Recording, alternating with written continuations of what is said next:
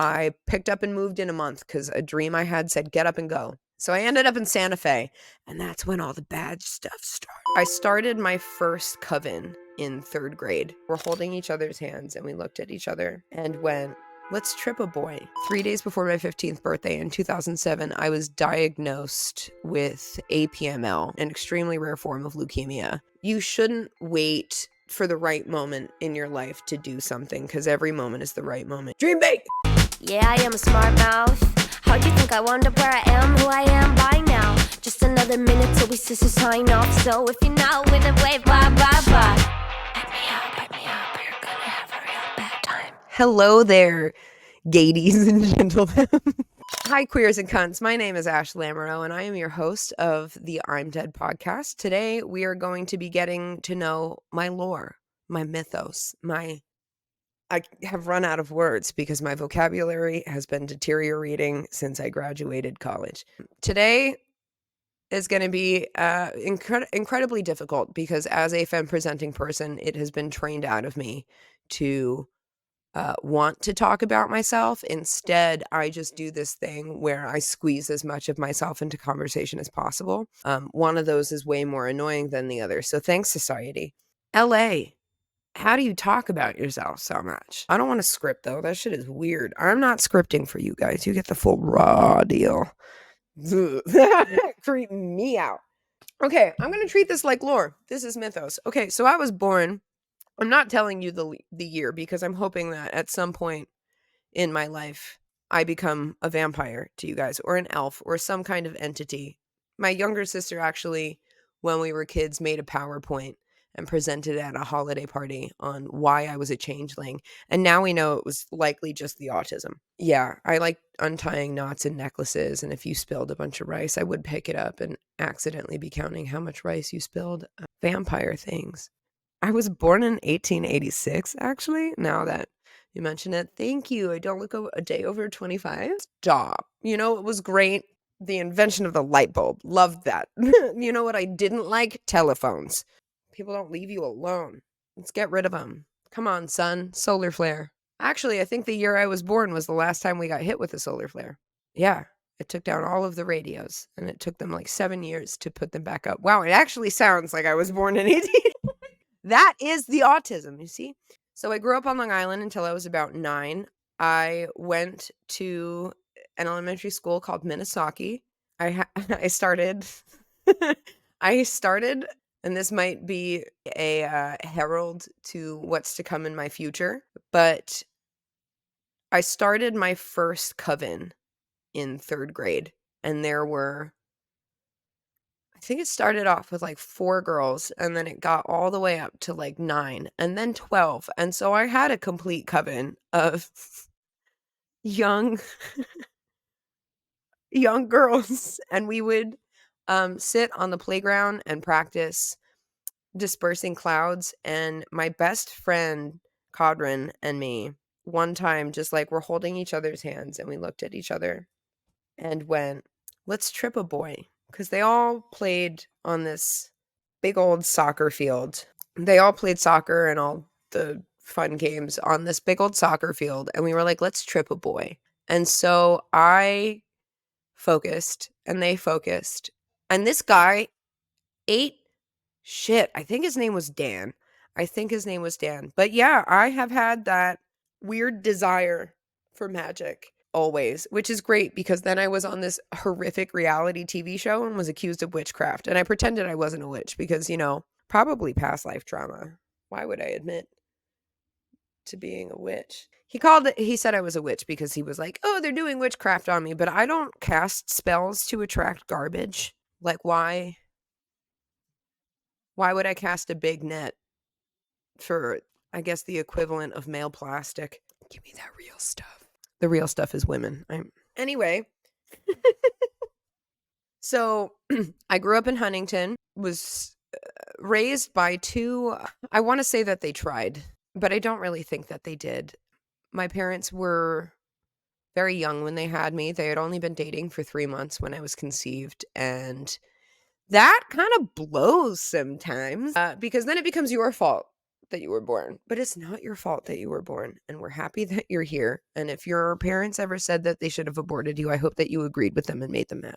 That's what I did. My parents were 20 and 21. I was a year old at their wedding. My mom had just become of legal age to drink at her wedding. Their wedding was also actually the first place I got drunk, now that I'm mentioning it. My favorite alcohol is champagne, and probably because of that event. But there is me on the wedding video passed out underneath a table, which has changed. I don't pass out under tables. That was the only time in my life I've done that. Now I just pass out on the nearest couch or recliner or shoulder. That's also a joke. I go home. So childhood was kind of chaotic, and I mean, so has the rest of my life. Chaos is, I'm pretty sure, my middle name, which is what happens when you're the child of Satan's mistress. When I was 6, my parents got divorced, which is not necessarily an easy time. It didn't click for me what divorce was. And so in first grade, I walked into my class and I was like, my parents are getting divorced. And my teacher, Mrs. Beenan, she had like purple hair. It was sick. She got very sad. And she was like, I am so sorry. And I'm standing there smiling in front of her like, it's okay. Because I had no idea what that meant. Like, I did not know that my mom was about to become the scariest person I'd ever met in my life. And that is how it would remain for the remainder of my life. I didn't know the things that were going to change. And I think that's probably the most jarring part of being a child of divorce is adults tend to forget what being a child is like. And it would have been much more helpful to me as a 6-year-old to have, I guess, the adults that I went to trying to understand what was going on tell me or ask, like, do you know what that means? Because I didn't. And it fucked me up. It fucks a lot of us up because you roll with the punches and you pretend that everything is okay, but you're a kid. It's not okay. So what ended up happening is she threw, and I'm thinking about this, and now I think this is probably why so many women have divorce parties. My teacher threw a consolation, your parents are getting divorced party for me in first grade, and people brought like donuts and like all of this really sweet shit. It was weird. I didn't know that divorce was something that was going to be very scary in my life. So we stayed in New York for a few more years. And then what essentially happened is I was kidnapped by my mom with the assistance of her family to another state without them alerting my dad or anything like that. And I know that it's not unique to me, but it is something that definitely shaped what stability looks like for me for the rest of my life. And so at 9, we packed up and we moved all the way to Gilbert, Arizona from East Setauket, Long Island, which is where I had been living and going to school and had all of my friends. That's the worst part of moving in. This was now the 2000s. It was, I think, 2002. So 9/11 had happened. I was in New York for 9/11. I don't need to talk about that. You could see the smoke from my house. I was too far away. It didn't matter. But my friends had parents that got pulled out. Quick note there, but it's fine. So I went to Gilbert, Arizona, and I don't know if this is still how kids are. I do know that kids are absolutely fucking vicious creatures and they go for the throat. But I didn't know what bullying was yet when I moved. And so I wasn't being bullied at school and I wasn't being bullied at home yet. And it was almost like my family left New York and my life completely changed. My mom was pregnant with my younger brother, who then ended up being born in Arizona. So I was 9, 10, and I started school right away. People were unforgiving. Teachers were mean to me, which was crazy. I had never had an adult be mean to me, and it was shocking. Like, I went from having my first grade teacher throw a fucking consolation party to having my fourth grade teacher call me an idiot in front of my 4th grade class, and it was weird, and, like, I don't know if it's just something in the West that makes people real nasty, because the meanest people I've ever met live out here, just saying, but fuck, it was so bad. That was actually when I first started being compared to a boy. That's when people started calling me a man, and, that's why none of you can none of the people who decide to, like, bully me that way from watching that trash TV show that I was on, that's why it doesn't affect me. Because, like, "Bitch, you guys are so fucking unoriginal, 10-year-olds were saying the same thing to me. How old are you now? Come on, rub your brain cells together, start a fire, be creative, baby, I'll give you a gold star." Anyway, you're not more creative than the people who bullied me in Arizona, and that went on for years, and the bullying started at home, and I had to grow up very, very quickly. So my brother was born. My mom, I wanna say that she was a single mom, but she wasn't. So my brother is my half brother. He's still my whole brother because we came out of the same box, but I follow matriarchal values, and so if you came out of the same kitty as me, we are the same kitties, same bloodline. So my little brother was born, and I effectively became a grown-up. I had to figure out his feeding times, changing diapers, and, like, yes, I still called my mom, but she was a manager. She was a manager at Wendy's. Dream big. She was a manager at Wendy's, and I just kinda had to step up and not I didn't understand what was happening to me at that time. I didn't know that I was having adult responsibilities placed on me. I just knew, like, I have to make sure that all of us are good. And we were. Me and my siblings have such a fantastic relationship, and I feel really, really lucky for that because my mom's family is garbage. They're trash. And I hope they watch. None of them are allowed to follow me. That's the biggest lesson I have for you guys. Family don't mean shit. If you have people around you that are crap, cut them the fuck out, whether they're related to you or not. You do not need to have weak boundaries for family just because they're your family. Bad people are bad people. You get it? So, Arizona was really hard. I raised my siblings. I grew up really fast. I kind of always felt old. I had my first existential crisis at 5, though, so I feel like the reason it wasn't super jarring was because I had always been in sort of an adult headspace, and now I live in more of a childlike perspective, and a lot of that is tied to having grown up in poverty, I think. So we grew up in a lower tax bracket, for sure. I've never lived in, like, an upper middle class neighborhood. I thought living in a cul-de-sac was fancy as hell, but it was rough. The prison in Arizona, that, like, outdoor prison that they have in Mesa or Gilbert or whatever the hell, was very close to my house, and that's usually a pretty good indicator that you're living in a rough spot. But growing up in poverty set a tone for how to, like, behave, the things that you wanted, the things you could do, and so, like, I didn't really do a whole lot. We didn't really do a whole lot. I think one of the best memories I have, and it's mostly, again, because of my siblings, is my mom one day during the Halloween season. That's my favorite time of year still, and probably because of this, she pulled us all out of school, all of the kids. My little brother wasn't in school yet. He was probably, like, 2, but she pulled us all out of school, and we played hooky, and we went to the pumpkin patch, and we just all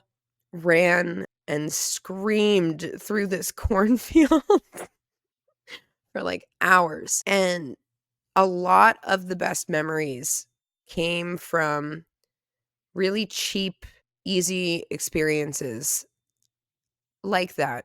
Anything that you could find fun in, you found it.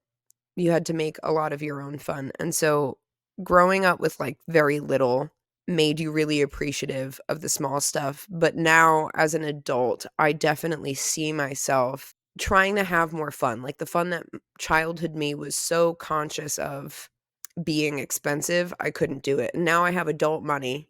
Still not great adult money, but one day now I have adult money and I can sort of appease this younger child, which is great because God, I'm talking about my life. This lore is dark.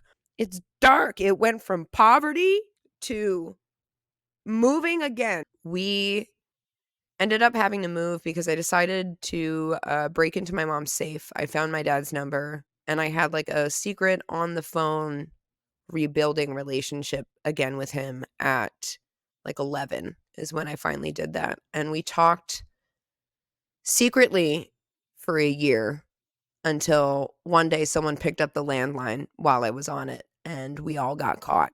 We got caught super hard. And then 3 months later, my mom had the whole house packed and we were moving again to Bluffton, South Carolina, because if there's anything that my mom was good at, it was finding the worst places to move. So we moved to Po-fuck nowhere, South Carolina. It's this tiny little town that had no streetlights. I'm sure it's very different now. I have no desire to go back. It's a drive-through town between Hilton Head and Savannah, and I was there for a year and a half. No, 2 years. I went to 8th grade there, and then my freshman year of high school, I had just finished my freshman year, and then 3 days before my birthday in, I think it was like 2007, 3 days before my 15th birthday in 2007, I was diagnosed with APML, which is an extremely rare form of leukemia. And so I went from one adult thing to another really sad, scary adult thing. And I want to say that it was sad, but it was sad in a different way. At this point, I had sort of just completely given up on wanting to be alive. My first forced eviction attempt was 10. And it was because I was dealing like with a lot of responsibility, the bullying at school, the broken up parents, the bullying at home. And then there were 2 more attempts after that before this moment. And so this happened and I was like, yeah, I'm going to leave. Everyone around me is crying. I'm like, stop. You're being melodramatic. None of you guys like me anyway. It was weird. I thought my mom was lying, actually. I thought it had been a joke when she came out because she took me to the doctor for some weird bruise I had and was like, oh, bruises are a sign of cancer. And we were like, hee hee hee. And then she came out of her room 3 days later and was like, hey, you have cancer? And I was like, sure. And then she kept crying and me and my sister looked at each other because she had just given me the Infinity on High album as my birthday present. And we looked at each other and we're like, oh, fuck. I don't think mom is kidding. And then my sister walked with me to my room. It was probably the most surreal thing, but this is burned into my brain forever. We had bunk beds. And she's just staring at me pack like a duffel bag with just like t-shirts, like pajamas. It was almost like I knew how long I was going to be going into the hospital for. I just packed as many comfortable clothes as I could. And she was like, Ashe, her name is Carly. She was like, Ashe, are you okay? And I was like, I don't know. Like, maybe.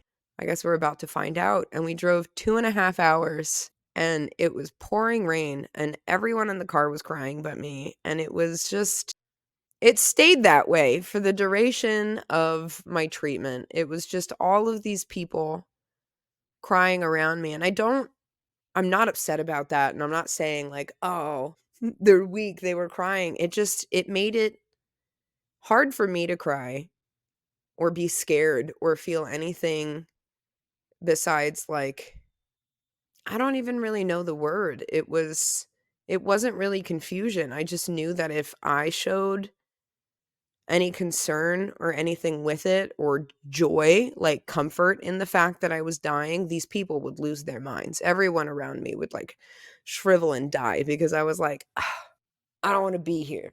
I did die at one point. I had a near-death experience. We're not going to go into that because it's not for you guys. I'm so sorry.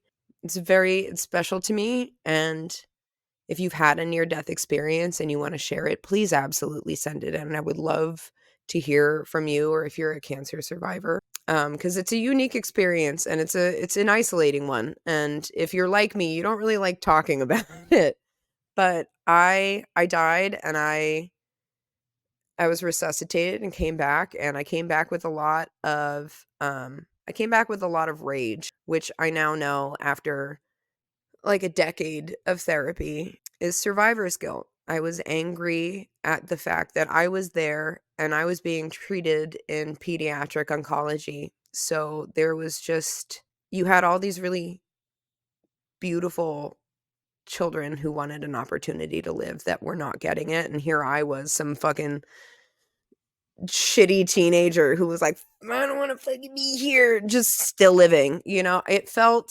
It felt wrong, and I was upset about it because I felt like I had taken someone else's place. I felt like I had stolen someone's spot, and I'm still kind of getting over that, but it changed my perspective on the world having that, and it created someone who wasn't afraid to take risks and do the things that they wanted and leave their comfort zone. And my priorities are a lot different from my peers because I'm like, you want to do it? That's enough of a reason to do it. If you're not hurting other people, you shouldn't wait for the right moment in your life to do something, because every moment is the right moment. You could get cancer tomorrow. Anything could happen. And then what's going to happen? You're just going to sit there and be like, I shoulda, woulda, coulda. Don't be a shoulda, woulda, coulda. Be a shoulda. So cancer happened. I went into remission. I was like a medical miracle. They don't understand how I went into remission so quickly. I was on treatments. I was diagnosed stage 4, and I was on really heavy treatments for 3 months, and they sent me home to basically say goodbye to all of my friends cuz I wasn't improving.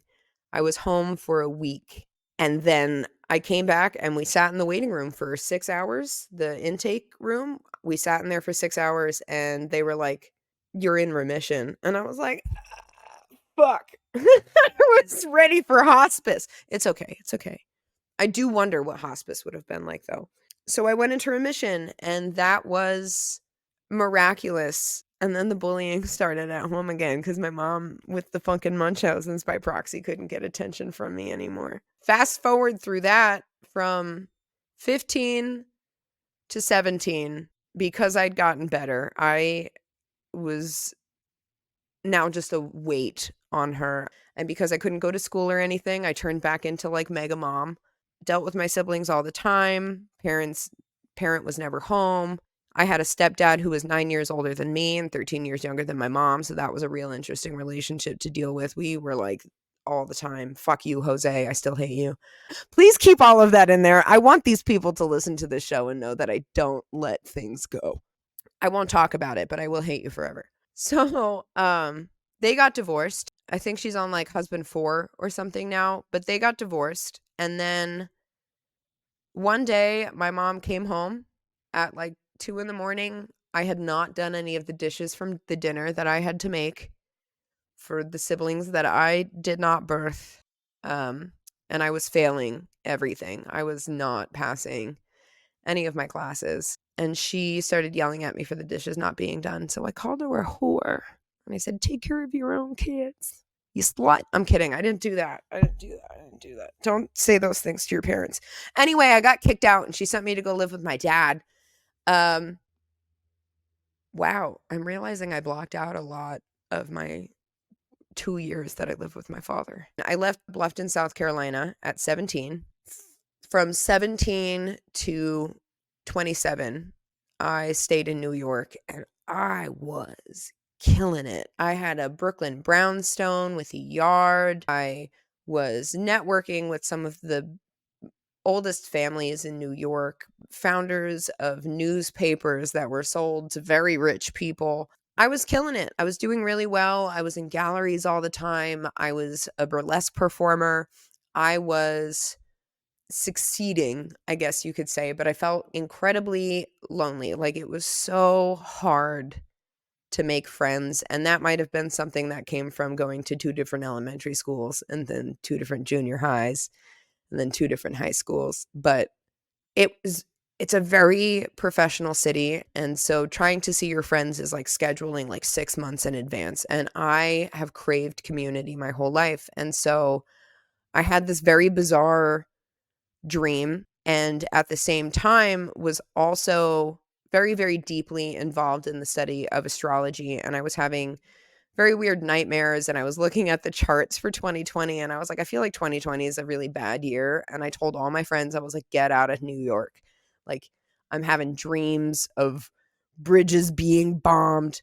So I left in 2018, and the weird dream I had was this dream of Santa Fe, a place I'd never been, and it was like one of the Visit California tourism commercials, but it was for Santa Fe instead. It was like, "Come see the big blue sky. Try our trails. You'll love it here." And so I visited in 2017, and then a year later, I picked up and moved in a month because a dream I had said, "Get up and go." So I ended up in Santa Fe, and that's when all the bad stuff started. I had my life savings stolen for me, so I had to stay there. Fuck, that's the saddest part. So I had to stay there, and then I met wow, Voldemort is easier to say than this guy's name. Oof.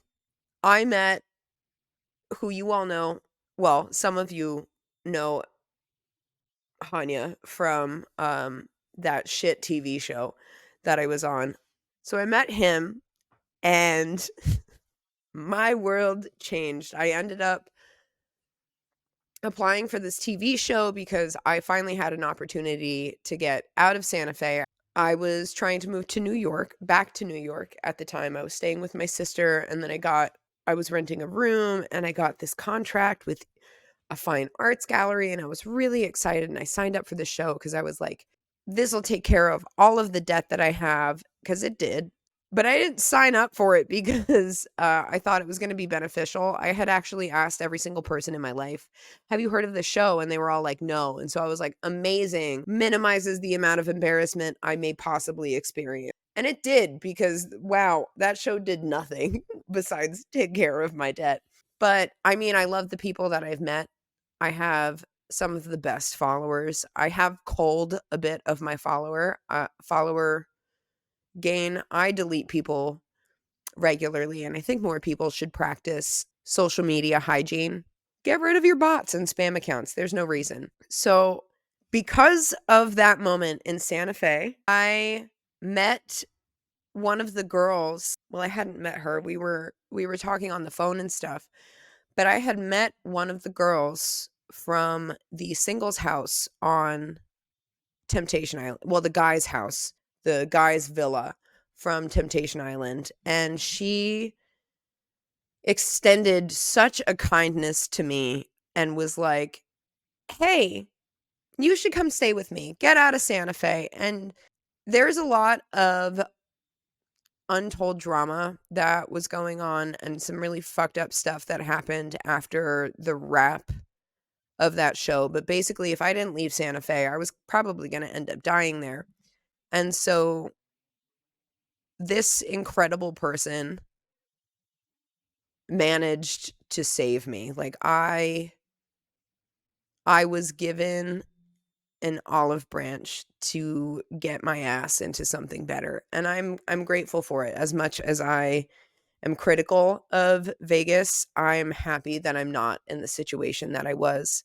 And now I'm here able to connect with you guys and talk about the most ridiculous stuff in the world. Like some of the upcoming episodes for this show are going to be like fashion and warfare and the impact of Twilight and the slow demise of cult classics because we don't have them so much anymore. But I've had the opportunity to come to Vegas through being on trash television. Like, who would have thought? Actually, no, when I say that out loud, it makes sense that someone that was on a trash TV show ended up in Las Vegas. I am not unique, is basically all I'm saying. It's been a really chaotic life, and it's been a huge adventure, and I want to say that I've loved every second of it, but I appreciate the transformations that have occurred through experiencing such intensity in my life, and the people that it's brought me closer to, and just how much I've learned in the very short amount of time I've been here, because 1866 was really not that long ago. It was almost like it was yesterday. August 5th, 1866. It's my birthday. I want to thank all of you for coming and listening to my godly lore and getting to know me, because many of you definitely only know me from a very two-dimensional depiction of me, because having a strong person in a TV show where you're trying to make them the weakest bitch there doesn't really work out. They don't want to hear you say that you hate the person that you're talking to and you don't want to be with your boyfriend anymore, basically as soon as you see them being a piece of shit. Again, thank you for coming to my TED Talk. I'm so glad you're here, and I can't wait to get to know you guys. I'm kidding. I can't wait to get to know you guys better and share more with you and delve into stupid and ridiculous and silly topics. I can't wait to be a silly goose with all of you. All of you, thank my people for me, because they're all hot, they're all talented, and they're all really special. Thank you for joining me tonight on I'm Dead. Come die with me next time. I'm Ashe Lamiroult. We'll see you next week. You are gonna have a really, really bad time, sir. This shit.